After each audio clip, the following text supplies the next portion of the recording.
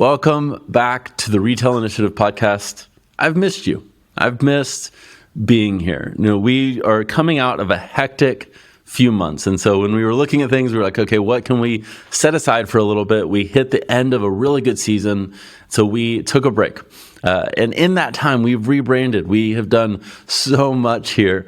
And Streamline Retail is now Capital Commerce. I'm going to do an episode all about that. But ultimately, we shifted and evolved over time, just like a lot of you have, and our brand just didn't keep up. And so this is us doubling down on our commitment and the way that we help brick and mortar retailers increase online sales. And the impact we're making has been unbelievable. And yeah, I'm really excited about it. So what I want to talk about today is building an e-commerce brand. What does that mean? When you think about when you started your storefront, you probably thought about it like a storefront, and understandably, because that's where sales happen. That's where you help people. But then we were like, okay, well, let's get some new sales channels. And so you launch a website and you get an Instagram account and a Facebook page and maybe a Facebook group, and you're doing events, and everything still comes back to the store. And so you become a store that has a website and a store that has social channels. And what we're seeing of successful brands, of people that are doing this really, really well, is instead of being a store, they really are shifting to be a brand, and a brand that is obsessed with their perfect customer. And a brand has a lot of things, and I'm about to dive into that, but ultimately it solves a problem for its perfect customer. And so instead of being a store that has a website and a store that has an Instagram, you become a brand that has an in-store experience, and a brand that has an online experience and a social media experience. And no matter where your customer engages you, no matter where they find you, you can solve their problem in that place. So if they walk in your store, you know the right questions to ask, and you know the way to help them. And if they visit your website can do the same thing. So what goes into a brand? What goes into a successful e-commerce brand? It's three things. The first one is the obvious one, and that's visuals. The visuals of your brand, having consistent logos and colors and fonts, and in store, those things being cohesive. And this is a great thing to have as a cohesive look and feel across your in-store experience, your online experience, or your social media experience. The problem is that a lot of us stop here.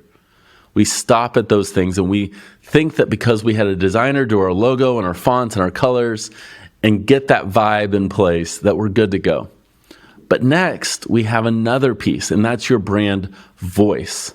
This is how you communicate. And in store, this part's really easy because you're literally talking with them. And it's likely that your in-store experience is so great because of the way that you're able to communicate. But online, how does that come through? And so the important thing to do here is to really look at, if your brand was a person, how would they talk? What would their personality be like? What tone of voice would they have? Are they funny? Are they entertaining? Are they more serious? Like, what's the tone of that? And what personality is there? What values drive the person? If your brand's a person, what values are behind that? And then you have experience. Think about when someone walks into your store, what do they love about it? Have you ever walked into a store and been like, oh my gosh, like someone created a store for people like me. Like, I didn't think this existed, and now I see that it does exist. I can't believe it. I'm so excited. That's what we can offer when we understand our experience. We can take our in-store experience and take all the things that make that magical and bring that online. And so that is the essential piece of building an e-commerce brand, is having consistent visuals, your logos, your fonts, your colors, the vibe. Having consistent voice, the personality and the tone, and then your experience, the way that you're serving your customer. Having what I call your superpower, what you do best, come through super clear on the site. And a lot of times I see people do this and they make some of the same mistakes again and again and again. And I don't want to see you make those mistakes. And so I want to share the three biggest ones that I see all the time, because I talk to retailers literally every single day. And I was talking with one, and they were like, yeah, we redid our site, but sales have just fallen flat. We had all these really big hopes for it, and we put all this money into redesigning it, and sales just haven't been where we wanted it to be. And I went and I looked at the site, and I was asking about their brand. I was asking about their store, and they were sharing with me all these amazing things about their storefront, the things they do with customer service and the unique problems they can solve for their customer. And I looked at their site, and that just didn't come through. And so why does that happen? Why does that inconsistency happen when we're like, well, I know what my brand is. That should be much easier to come across online. So the first mistake that you might be making is that the site is all about the brand. Now that seems contradictory. I just told you that we want to have an e-commerce brand, and then I'm like, hey, but make your site not all about the brand. Here's the thing here. Okay brands, like ones that are just okay. When a customer lands on your site, they understand your brand. We have our logo prominently. We might have our name in multiple places, but great brands, the ones that are crushing it online, that are gaining traction like you probably want to, don't make the customer understand your brand. They make the customer feel understood. They land there and they feel like, oh my gosh, this person gets me. So online, what does this look like? Like, what's the difference? A site that's all about the brand has the logo probably massive, and then I look at the hero image. Let's say the brand's Josh's Boutique. So I have my Josh's Boutique logo huge at the top, and then on my hero image, it's welcome to Josh's Boutique. We sell this, this, this, and this. And we're talking about ourselves. We're like the person that you meet at the bar and you start talking, and all they want to do is talk about themselves. On the flip side, a brand that makes the customer feel understood has imagery that the customer's like, oh my gosh, like that's what I want. Like that's who I want to be. I aspire to that. And copy that resonates with what they're thinking about. Whether it's an event or a holiday or a season, it's not welcome to our store. It really is, it's more like spring has sprung, and then the dresses that we are featuring right now, like whatever that thing is, weirdly, people don't feel welcomed by saying welcome. They feel welcomed by just copy that they resonate with. And so big mistake number one is a site that's all about the brand.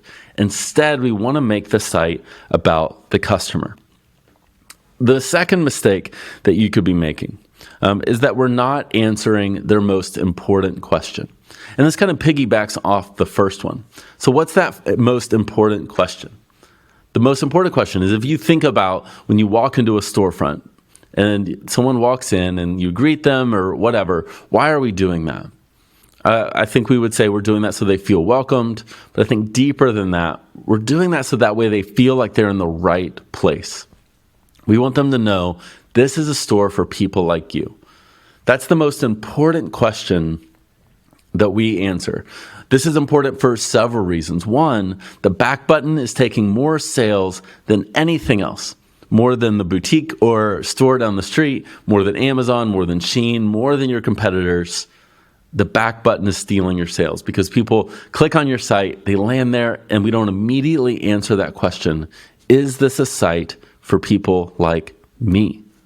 So when we can make them feel understood, we're answering that question. Like, hey, yes, this is for you.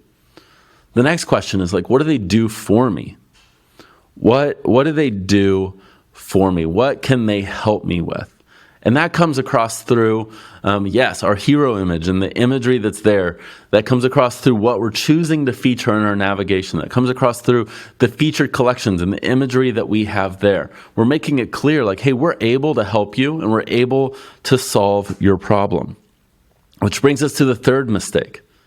When our superpower isn't clear. Think about, what do you do best? What do you do better than anyone else? And this doesn't have to be like something like really big and grand. This could be, you're the best place to get dresses.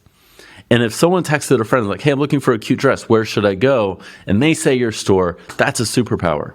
Maybe it's the way you curate items together and style things so that way your customer has outfits that they feel amazing with. Well, how clear does that come across on our homepage? If you're amazing at event-centric outfits, whether it's vacation or Easter dresses, that should be featured. Another really easy example is like if you're amazing at dresses, you might have clothing in your navigation and a drop down there, but then you want to pull out dresses and have that in your top bar navigation also. We're wanting to say like, hey, this is what we're best at. And these all interlink with each other. Like your superpower helps address their most important questions.